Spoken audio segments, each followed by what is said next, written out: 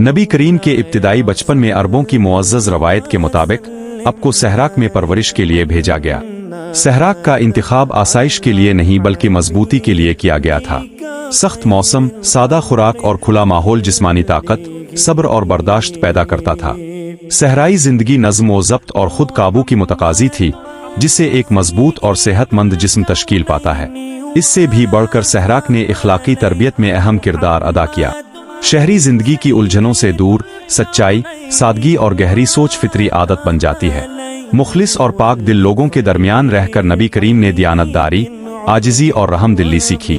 सहराक की खामोशी ने गौर व फिक्र की आदत डाली, जबकि कम उम्री में जिम्मेदारी ने एतमाद और भरोसा पैदा किया। ये माहौल अब को इस अजीम जिम्मेदारी के लिए तैयार कर रहा था जो आगे चलकर अब के सुपुर्द की जानी थी। सहराक ने सिर्फ जिस्मानी ताकत नहीं दी बल्कि किरदार को निखारा और ऐसे रहनुमा की तैयारी की जो बाद में हिकमत, रहमत और आला अखलाक के साथ इंसानियत की रहनुमाई करे।